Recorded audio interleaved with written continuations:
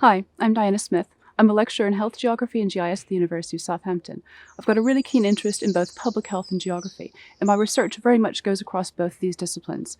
I'm interested in using secondary data to answer big questions, using data sets like the census, the National Diet and Nutrition Survey, and the Health Survey for England, and also honing in and doing qualitative work with local groups to find out more about their experience of health.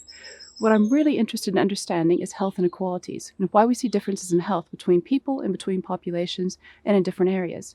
You can think about this in the context of the COVID-19 pandemic and how we've seen differences in infection rates and mortality in different populations and across different areas.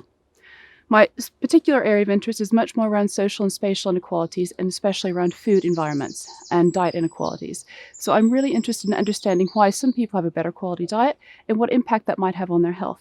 And I look at this from the perspective of access to food, so this kind of old idea of food deserts, retail access to food and how much it costs, but also more recently food insecurity. And food insecurity is something you've probably read about in the news quite a bit. Marcus Rashford's been campaigning quite strongly around child food poverty, and food poverty and food insecurity are often used to describe the same thing. It's when you don't have enough resources to go out and buy your food for the evening meal or for whatever part of the day it might be. Instead, you have to rely on some sort of aid like food banks. And what I'm really interested in doing is understanding more about why we see food insecurity occurring, how it differs across areas, and what can be done to address it. In each of these scenarios with inequalities in health, I'm interested in understanding what we can do to intervene and improve the health of populations and have a more equitable society in this respect. With food insecurity, I've been doing some work more recently on developing using secondary data and, again, more recent qualitative data to develop small area indicators of food insecurity, which is a novel index that hasn't been developed previously. It's kind of like the index of multiple deprivation, but very specific to food insecurity. And that's been funded by NIHR Applied Research Collaboration. As part of that project, we're also looking at modeling both food poverty and child poverty, as well as access to green space, to look at the different resources families have available to them. And again, this is very much with a view of understanding how we can address observed issues like inequalities in childhood obesity across populations and areas. Overall, I really enjoy working with local governments and I value the collaborations with them. In particular, we've co-developed a website to disseminate these sort of data sets and make them easily available for local governments across the UK.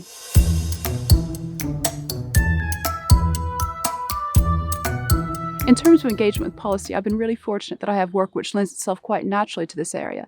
And also, I really enjoy speaking with people who are implementing policy at local levels, especially in terms of local government. So I've been fortunate to develop a whole series of relationships through introductions, including through Public Policy Southampton, but also my academic colleagues, to different local government teams like Hampshire County Council, Southampton County Council, and also further north, the Lancaster District Food Alliance. I've also been able to work with Sustain, which is a third sector organization, a civil society organization, that deals very much around food issues, which, as you've probably gleaned by now, is one of my favorite topics to explore. As well, I've been fortunate to have this introduction from Public Policy Southampton to members of Parliament, and was then invited to join the All-Party Parliamentary Group on school food, and again, through wider connections, the All-Party Parliamentary Group on no recourse to public funds. So I'm able to attend these meetings and understand more about the priorities the government's facing, the questions they have, and think about how the research I'm doing could be in turn shaped to address these questions and understand their priorities. And I think that's a really important aspect of ensuring that our academic research is translated into policy. In addition, whenever I'm developing a new research proposal or research idea, or perhaps thinking about a new PhD topic to advertise, I go and speak to my colleagues who are working in local government and find out what their priorities are within the broad themes I'm interested in, around health inequalities and food insecurity in particular. But also, more recently, we've branched out into food waste and exploring more about the balance between food waste and nutrition and food insecurity. So these kind of relationships are really important, and I value the fact that we've been able to have these and develop them further with the help of Public Policy Southampton. That also helps with dissemination, because then when you can easily go and talk to someone at Public Health England or the local government association about the work you're doing, then they can share it more widely across their networks. And again, it helps to ensure that your work is relevant not only at the local level, but also at the national level as well.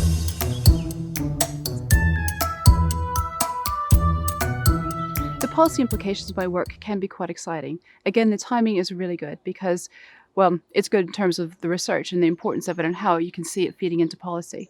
By understanding more about food insecurity, for one example, in local levels, we're able to target resources more effectively. And that's super important because right now local government teams are being tasked with taking the available resources and money and funding and deciding how to allocate it across their local areas in order to make sure that their populations are having what they need out of it. So, for example, what we can do is look at the food poverty risk or food insecurity risk across a local area and see what's currently available, what kind of food banks are there, or other interventions like food pantries, which are where you can go in and you pay a small amount of money and then you're able to choose items that you want rather than just being handed a bag of goods at a food bank. And some people feel much happier with this transactional nature of food pantries. There's less stigma and people may be more likely to engage with it and ask for help when they need it. That's really important because currently we know that only about 20% of people, maybe 30 or 40% of people who are food insecure seek help through food banks because they find difficulties with this.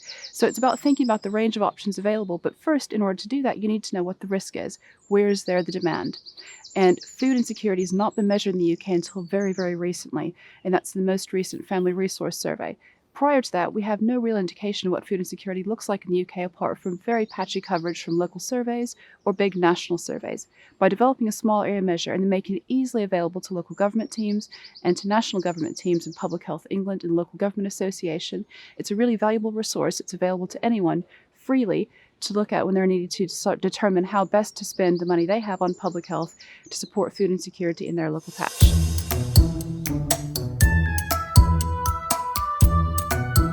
Public Policy Southampton, or PPS, are absolutely fantastic. I was really happy when I first came to Southampton to hear about them because that sort of engagement can be quite tricky to develop on your own. Before I came to Southampton, I had a good network where I was based in London with different local government teams and different civil society organizations.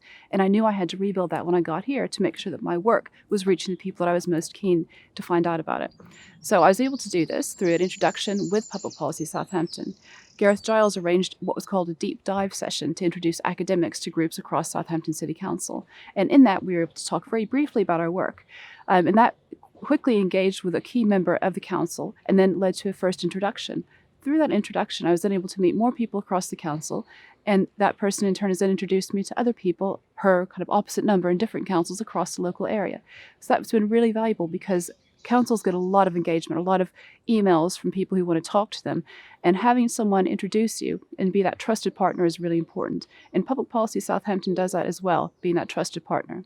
More recently, when I was trying to engage with national organizations like Public Health England and Local Government Association, but didn't know anyone in the organizations, Urena was able to develop that relationship for me and give me a few early introductions, which I could then take on and expand as I needed to. So overall, they've been an absolutely fantastic resource, and they're a valuable asset to the university and all of us that are trying to work in academia and actively disseminate our research.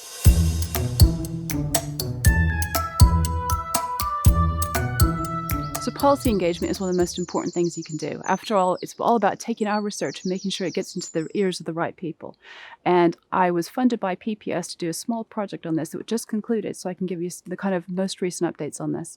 I talked to people who worked in policy implementers as well, like I've already spoken about, and a lot of colleagues who've engaged really meaningfully with these different groups to find out what worked best for everyone. And I could say conclusively, language is really important. Language and taking your time. So make sure you're speaking the same language as the other person that you want to discuss with. Try to avoid using jargon, even though academics and, well, all of us really love it. So make sure you're very clear with what you're communicating and how you're communicating it. Also, have your elevator pitch ready. You want to be able to speak in 2 minutes very concisely about what your research is, why it's important, and why it matters to that person. And that's the third point. Make it about their day job. Why is it important for them to understand what you're doing, and why should they be promoting your work through their different avenues? So think about how you can add value to the work that they're already doing and demonstrate this. Be very clear with your examples as well. That's really crucial. So it's all about language and sharing resources effectively and thinking about the format of your resources. So not everyone wants a very, very long page document, as I found out to my detriment when I tried to send someone a 25-page paper. What they really want is a 2-page policy brief, or even shorter, maybe a 2-minute video, something similar to this. Think about who your audience is and what might work best for them and how it can be easily shared. Videos are fantastic for this front, but also go to the PPS training and learn how to write a good policy brief. Finally, this all takes time, so be patient. You're not going to develop these relationships overnight. Cultivate them. Go to people. When you want to do something new in research, Go to them with your ideas and say, here's what I'd like to do. How can it fit into your agenda? How can it fit into your policy area of interest? And I think it might be this, but perhaps I'd like to hear your idea on it. So have these discussions early on and embed this in your research projects, whether it's for a new PhD proposal or a new research project altogether. Funding bids are looking for this kind of engagement, and you're going to be doing it quite naturally because you have built this network already. So it's a lot of it is about taking time and being that trusted partner. And if you don't know someone, go to PPS for advice on how you can get that first kind of foot in the door and become that trusted partner for different organizations.